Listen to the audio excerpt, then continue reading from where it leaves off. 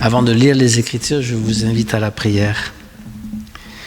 Au moment où nous ouvrons les Écritures, nous pouvons être tentés d'y chercher un reflet de notre propre gloire, une confirmation de nos propres idées, une approbation de notre propre justice. Alors, nous sonderons les Écritures, mais nous passerons à côté du Christ. Au moment où nous ouvrons le livre, accorde-nous la grâce d'y entendre une parole qui proclame ton royaume et sa justice. Et si cette parole conteste nos choix de vie, change notre cœur pour qu'il se convertisse à Jésus-Christ. Amen. Nous allons lire un texte de l'Ancien Testament et puis quelques phrases de l'Évangile du jour. Attends, il faut que je mette...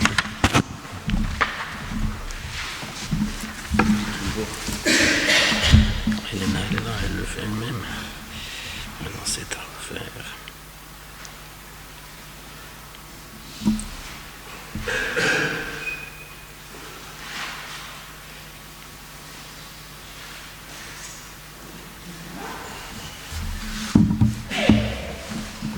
Alors, bonjour, et pour tous ceux qui voudraient suivre la lecture dans leur Bible, dont nous lirons dans l'Ancien Testament, dans le livre de l'Exode, au chapitre 34, des versets 4 à 9.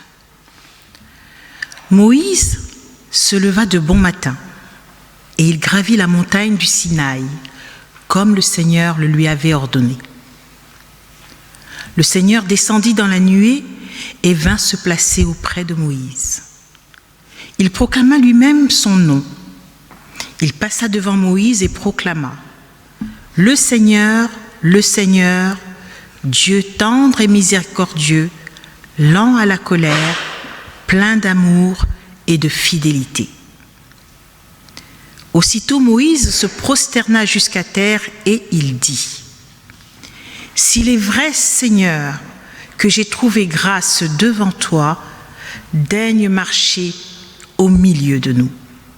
Oui, c'est un peuple à la tête dure, mais tu pardonneras nos fautes et nos péchés, et tu feras de nous un peuple qui t'appartienne. »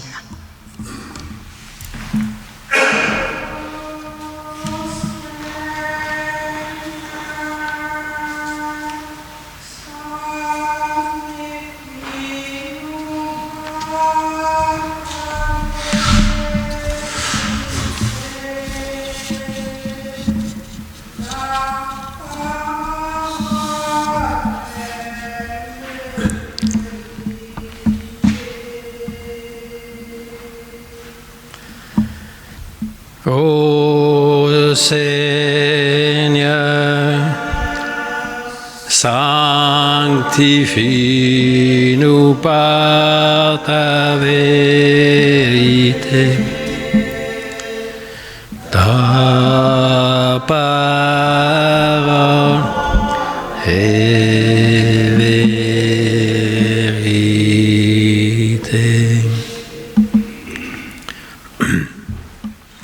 Dans l'évangile de ce jour, l'évangile de Jean, il est dit :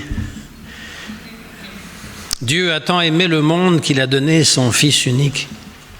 Ainsi, tout être humain qui croit en lui ne périra pas, mais obtiendra la vie éternelle.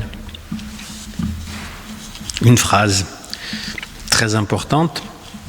Et non moins important, ce texte où Dieu passe en se nommant lui-même. Alors, pour la petite histoire, la Pâque juive, c'est la sortie d'Égypte, aller dans le désert, traverser la mer Morte, et puis la mer Rouge, et puis ensuite il reçoit les tables de la loi, les 10 commandements: tu ne tueras point, tu ne commettras pas d'adultère, tu ne voleras point, etc. Mais le peuple, pendant que Moïse était sur la montagne à recevoir la loi, il s'est mis a créé sa propre idole. Il a créé un dieu probablement en souvenir des Égyptiens, un dieu avec une tête de vache, un veau d'or. Et là, Dieu est furieux. Il veut tuer son peuple d'ailleurs. Il veut... Bon, cette image du Dieu de l'Ancien Testament est parfois terrible parce qu'il a des colères terribles et il veut tuer. Ah, le champagne a été débouché.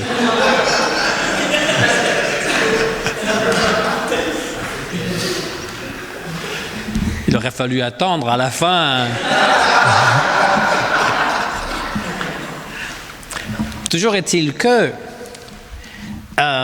Moïse va intercéder pour le peuple d'Israël en disant « Écoute, ça me met quand même un peu dans une position délicate parce que tu viens de le libérer, ce peuple. Tu le libères de l'esclavage en Égypte, c'est quand même pas pour le tuer en plein désert. Qu'est-ce que les gens vont dire après? Voilà le Dieu d'Israël, il vous libère et il vous tue. » Alors, ce qui est intéressant dans l'Ancien Testament, c'est que parfois Dieu perd patience et c'est l'homme, l'être humain, qui lui rappelle, qui le ramène à la raison en lui disant « Tu pourrais faire mieux ». Intéressant parce que c'est un Dieu qui écoute l'être humain, qui dit « Oui, tu as raison ». Et donc, Moïse dit « Je voudrais te voir, je voudrais voir de quoi tu as l'air, ton visage ». Et Dieu répond, tu ne peux pas me voir de face, tu mourras, bien qu'à certains moments, il est dit que Moïse parle face à face avec Dieu. Mais là, dans ce cas-là, il dit, tu me verras de dos et je vais passer et je réciterai mon propre nom, le nom qu'il a donné à un moment donné à Moïse, qui n'est pas un nom prononçable, la belle affaire. Dis-moi comment tu t'appelles, Yuf. Il n'y a pas de voyelle. Yuf, Y-H-W-H. Il y en a qui disent Yahvé, il y en a qui disent Jéhovah, on pourrait trouver d'autres voyelles. Mais on ne peut pas le prononcer parce que c'est un nom qui est au-dessus de tous les noms. Mais lui, il le prononce. Mais il va se donner aussi des noms qu'on peut comprendre et qui sont très importants. Dieu tendre et miséricordieux.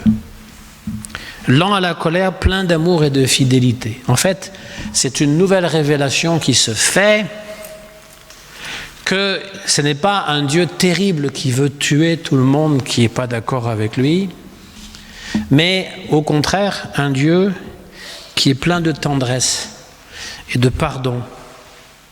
Et ça, c'est important pour nous, parce que, qu'on le veuille ou non, nous avons des images de Dieu. Alors, ce n'est pas nécessairement des images qu'on colle sur un tableau, qu'on a accumulées lorsqu'on était sage à l'école, on a des images. D'abord les bons points, après une image.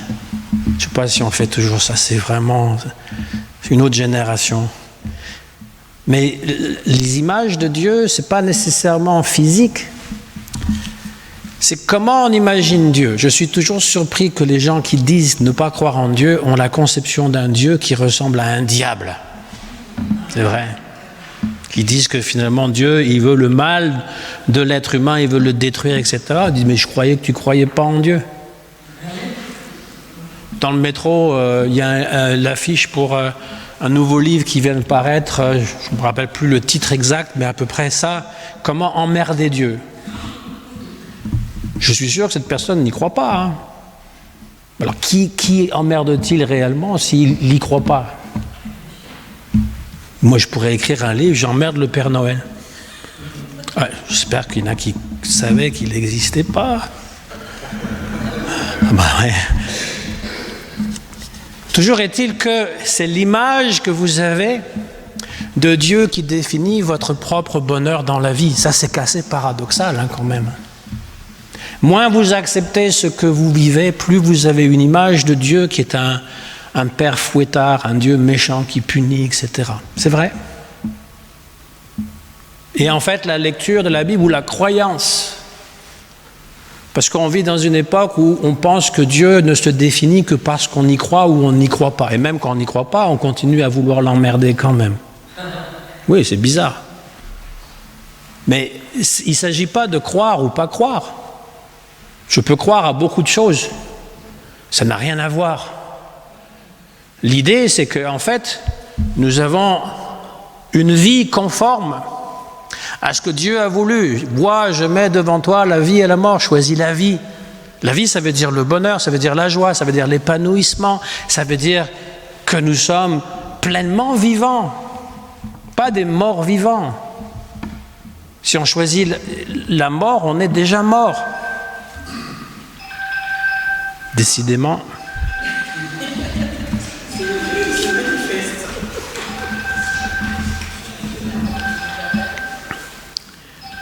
Les mauvaises images de Dieu, les fausses images, doivent être remplacées par les bonnes.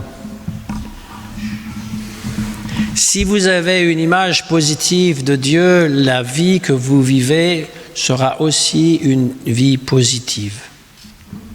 Si vous apprenez à dire merci dans toutes les situations, déjà pour les choses qui sont bonnes que vous avez un toit sur la tête, vous avez de quoi manger, vous êtes en santé. On prend ça pour acquis. Combien de gens sont aux prises à une maladie qui voudraient bien guérir? C'est vrai. La jeunesse. Même la Bible dit, profitez-en. Hein. Ça passe très vite. Hein. La jeunesse, ça passe vite. Et donc, c'est important de voir que la vie a été créée pour être vécue et pour qu'on soit bien, et que le message de l'Évangile, et le message de l'Ancien Testament déjà, c'est que Dieu est un Dieu de tendresse qui pardonne, qui ne punit pas. Même dans le Coran, c'est pas nos textes, hein. Toutes les sourates, c'est-à-dire tous les passages commencent avec « Au nom de Dieu, le clément, le tout miséricordieux ». Bismillah, Ar-Rahman, Ar-Rahim, Alhamdulillah. Oui, je vous mets au défi, elles commencent toutes par ça. Bismillah, Ar-Rahman, Ar-Rahim, Alhamdulillah. Que Dieu est Rahma, Rahim. Il a de la miséricorde en lui. Rahim, ça veut dire la matrice. Ça veut dire l'embryon. Tout comme la mère porte l'enfant dans son embryon et donc l'aime, en lui donnant vraiment un refuge, Dieu nous accueille de la même manière. Vous allez me dire, c'est pas notre livre. Oui, c'est vrai. Vous allez me dire, c'est peut-être un autre Dieu. Ben, ça pose problème. Combien de dieux existe-t-il, à votre avis, là-haut? Pour moi, c'est le même Dieu, c'est juste qu'on a des cultures différentes et que nous avons un référent, c'est Jésus. Mais nous n'avons pas dénigré la religion des autres. Au contraire, il faudrait plutôt les encourager. Et je répète toujours aux musulmans, Jésus, il est dans votre Coran aussi. C'est même lui qui doit venir à la fin des temps. C'est pas mort. C'est vrai. Je rappelle aux Juifs que Jésus a toujours été juif. Ça aussi, ils le savent. Et il l'apprécie. Jésus, il est dans toutes les traditions. Et donc, ça nous fait venir à ce deuxième texte. Je vous en ai cité juste une phrase. Dieu a tant aimé le monde qu'il a envoyé son Fils, son unique, afin que tout être humain qui croit en lui ne périsse pas, mais obtienne la vie éternelle. C'est pour nous, les chrétiens, Jésus est l'intermédiaire entre l'homme, ou l'être humain, et Dieu. D'ailleurs, pour les protestants, il n'y en a pas d'autre. Il n'y a pas la Vierge Marie, il n'y a pas les saints. Ils peuvent être des références, mais on n'a pas besoin puisque Jésus est là. Je suis d'accord, on ne sait pas de quel était le visage de Jésus. Oui, c'est vrai. On le représente avec des cheveux longs, blonds et des yeux bleus, un bon arien, avec un A, pas arien, oui. Oui. Toutes les cultures le représentent différemment, mais ce qu'on sait, c'est qu'il avait un vrai visage.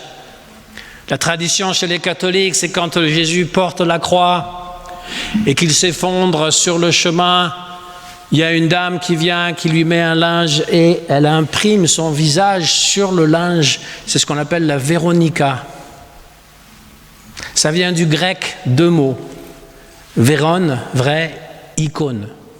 Vraie icône, vraie image. Le problème de la Véronica, parce qu'on a ce linge, c'est qu'il en existe plusieurs. Eh oui, voilà. Il y a plusieurs images sur le linge. Il y a le suaire de Turin, il y a le mandoulion, il y a plusieurs de ces images. Laquelle est vraie? Alors, c'est pas très important. C'est pas important de savoir quel était le vrai visage de Jésus parce qu'on sait qu'il était sous l'apparence humaine. Et donc, ayant une apparence humaine, eh bien, nous pouvons nous identifier à lui. Surtout dans la souffrance, lorsque vous avez un cancer, que vous êtes en phase terminale, lorsque vous êtes proche de la mort, vous pouvez vous identifier complètement à Jésus dans ce qu'il a vécu.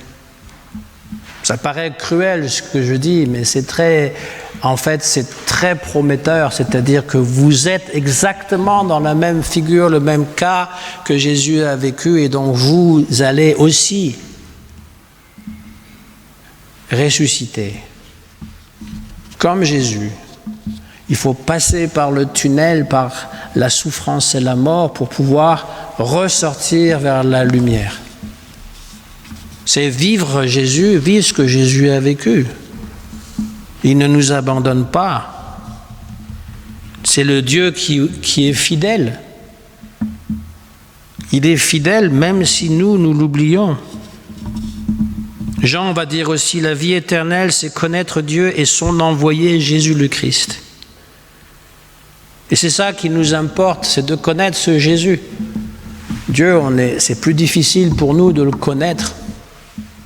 Fais-moi voir ton visage. Oui, je vais te passer devant toi, mais je vais me montrer.